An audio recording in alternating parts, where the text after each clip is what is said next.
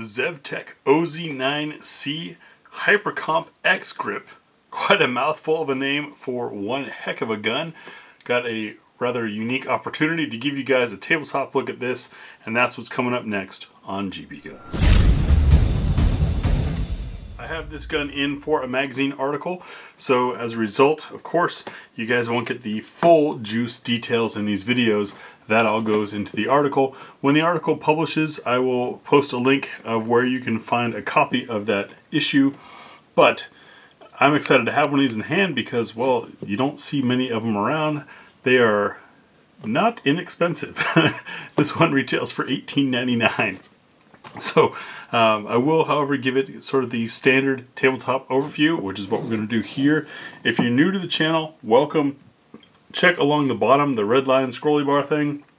There are chapter markers to move to different sections labeled with what's in them, so you can skip to the part you want to see or skip over parts you don't want to see. Starting off is the box and what comes in it. This is a nice lockable, airtight apparently, since it's got a pressure valve on it case, and you see these tabs aren't even your regular flippies. You do have nice thick holes here to add locks, so I would say this thing is definitely TSA safe. But you got to pull down on the silver parts, then lift up here to then bring all of this down like that, just to open it up. And opening up this sealed case, we have a nice envelope on top with our paperwork. We get our pistol and a magazine. In the envelope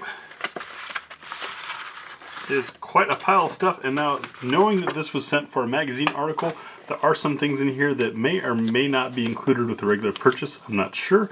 For example, there is a 2-pound and 3-pound striker spring that were included in here. I don't know if that's what you normally get when you buy the gun. You of course get a decal, plate and screws for the optics, and some replacement fiber optics. Interesting package since this gun does not have a fiber optic sight. There is a coupon here for $20 off at Magpul, and that coincides with it coming with a 10-round magazine. That's because Zev Technologies, having fled California for a more free state, moved to Washington State, and shortly thereafter Washington State passed a standard capacity magazine ban, forcing people to find obscure limited capacity magazines, because the state of Washington apparently does not want people to have a full capacity to defend themselves. It's kind of scary when state governments push things like that. It tells me they want to be able to oppress their people. Here in Oregon, we are currently, as of the day I'm filming this, watching to see if a similar measure of treasonous unconstitutionality will be passed or not. So I have a thank you card asking for feedback, which is kind of nice, a registration card, and an interesting note that applies to this gun because of its compensation system. I'll let you guys read that there, but I think these are all valid points and a great way to free themselves from the liability should someone do something inappropriate with this particular model. Taking a look at the manual, as we always do, this is our indicator of how well a company wants you to know and understand their product. That's why I take a look at it.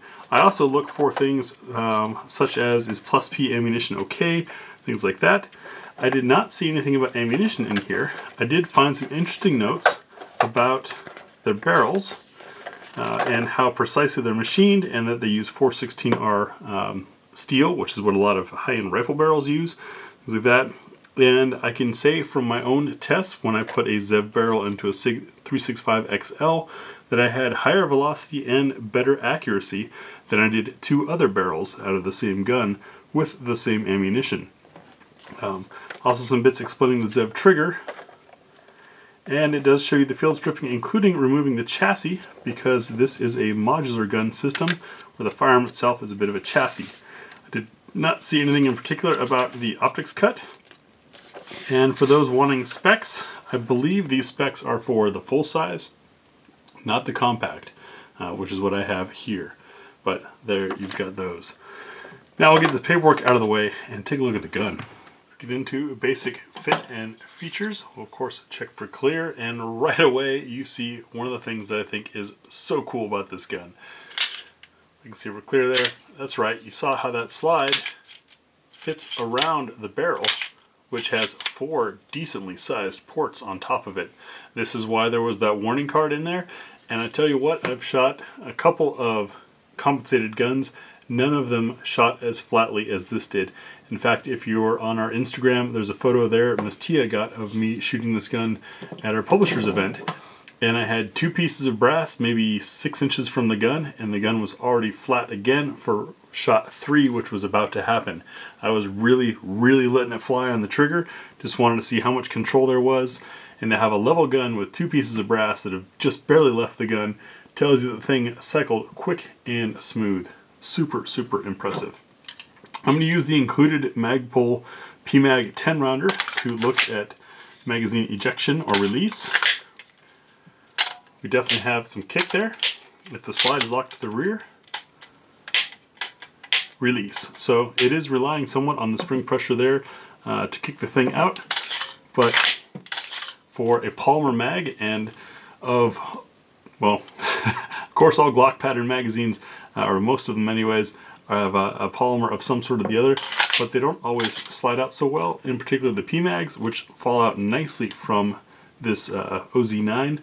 So I'm willing to bet we're not going to have any drop-free issues with any of our Glock pattern magazines. We'll find that out when we get to the range.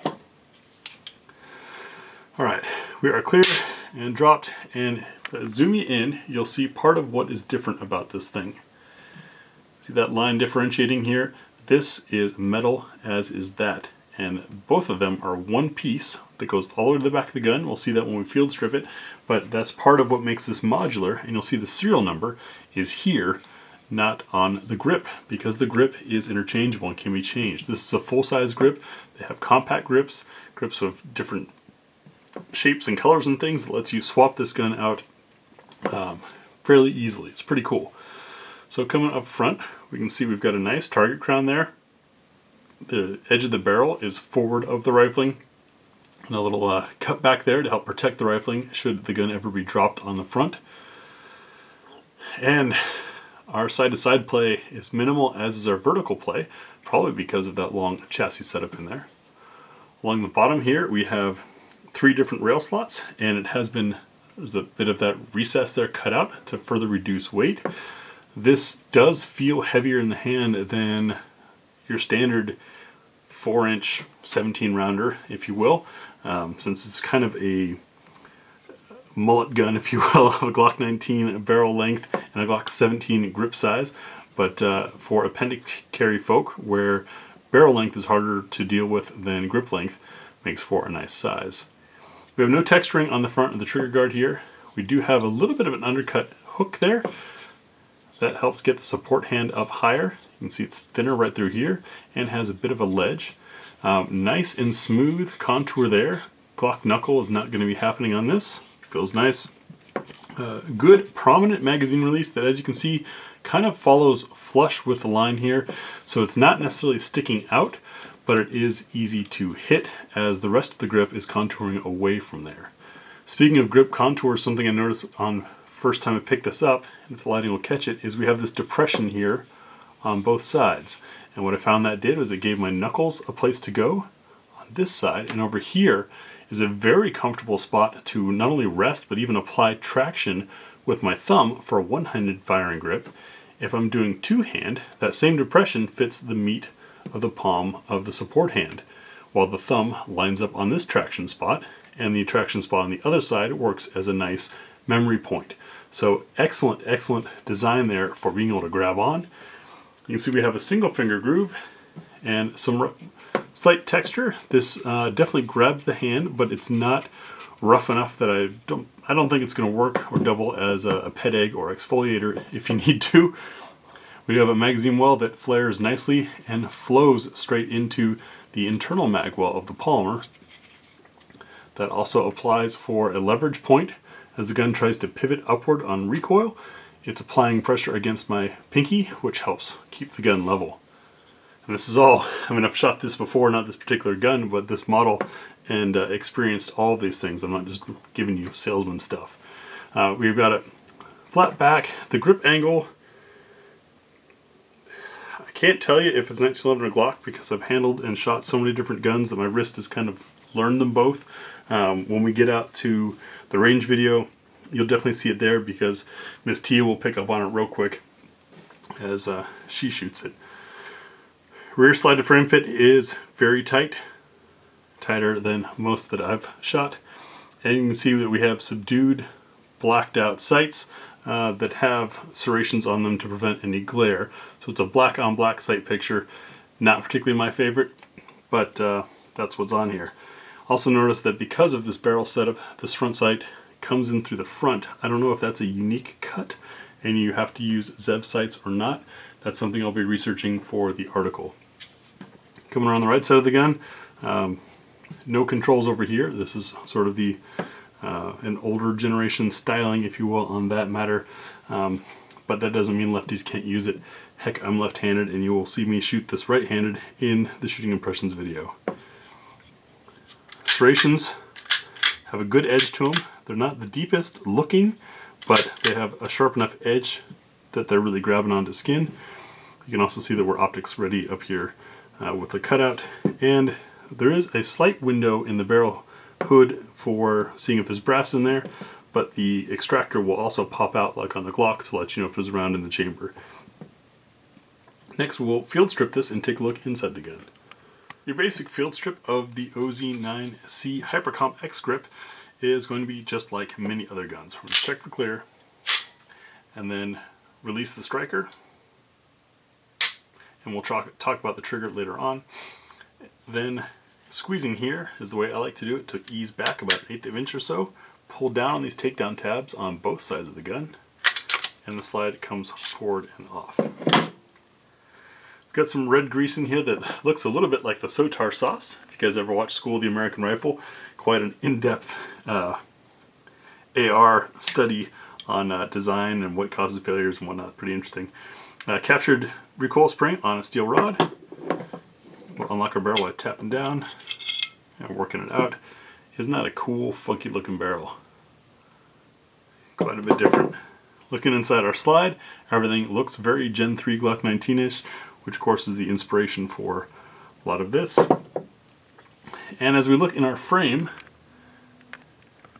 this is where you'll get a hint at, and yes, I will take it one step further and show you how this chassis looks. Due to YouTube's rules and their enforcers not understanding firearms, I can't show you me driving out this one pin here, but I will do that off camera and then we'll magically be looking at the frame.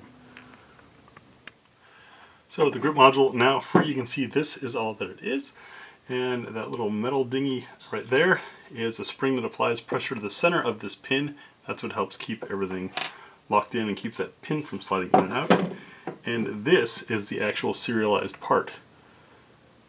You can still swap out the trigger mechanism and bits inside there with other compatible parts, but if our camera will focus for us, give you a look at this beautiful piece of metal and really a brilliant design. So once you have this, swapping different slides, different grip modules lets you change the size, function, format of this firearm without changing firearms.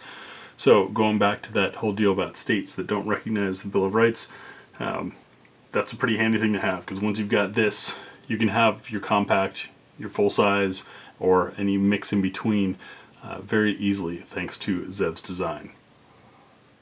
Next up, as always, we'll be taking a look at chamber fitment and support, which should be fun given my limited but very positive experience with ZEV barrels in the past, and we'll be using that same nozzler ammunition that we've always used. If you're unfamiliar with this, what we're looking for is to see how much or how well the brass is supported by the chamber. Also looking for fitment to make sure the chamber is sized right. We're going to drop this in and listen for a plunk, just like that.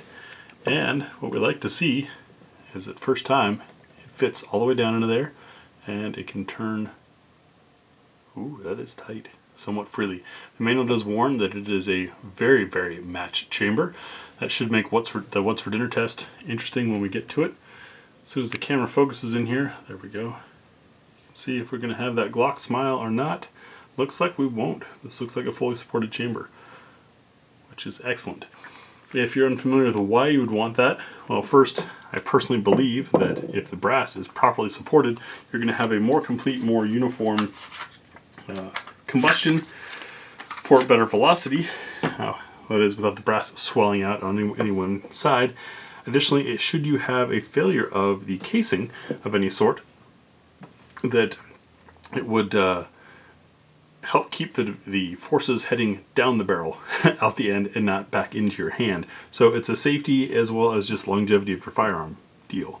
Another thought I've had on this and why it shoots so flatly is with that metal missing from the slide, we have a lot of weight missing from up front, which is usually what causes the dip as the slide reciprocates back forward, the dip in the hand. Don't know if that's part of the effect. We'll learn more once we get to shoot it more. When I shot this, it was a demo gun on a demo day with demo ammo, not our own testing that we do, as you guys know. So it'll be interesting to see how that goes. Reassembly is just reverse of the disassembly, and as we walk through that, I'll tell you about what you'll see in our shooting impressions video. First off, we've got two shooters, two different hand sizes, personal preferences, different skills, background training, etc. And we will start off with our absolute cold shots, first impressions. That means we're going to show you our very first shots through the gun. Quick function check. And any commentary that we have while we do that. We'll do full magazine plus one. We'll use this 10 rounder since it came with it, but also going to use some regular magazines as well, which leads us to our multi-mag test. Since this takes Glock pattern magazines, we'll run a variety of different manufacturer magazines through it and see which ones it likes or doesn't like. Then the what's for dinner test, what the gun likes or doesn't like to eat, which is 10 different loads of ammunition, including hollow points, steel case, brass case, aluminum, yada yada, the whole lineup. We've got our 6-inch spinner target for sights and trigger control test. That reminds me to do trigger talk on this gun. Then our practical accuracy, 5 shots from 7 yards with match ammunition, before you get the concluding thoughts and feelings from both Miss Tia and myself. Now, on to that trigger talk. What does the Z trigger feel like? Obviously the safety works very well. So a light take up that brings you to a wall. It kind of pushes through the wall. So it is very Glock-ish in that sense. Reset is definitely very positive and brings you right back to that wall before pulling again. The weight is nothing crazy light or risking irresponsible. It feels like a good general purpose trigger weight. Is it the crispest trigger in the world? No, it's still a striker fired pistol, so we're not going to have that hammer fired experience.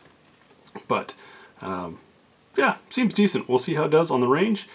See you guys on the range, and thanks for watching.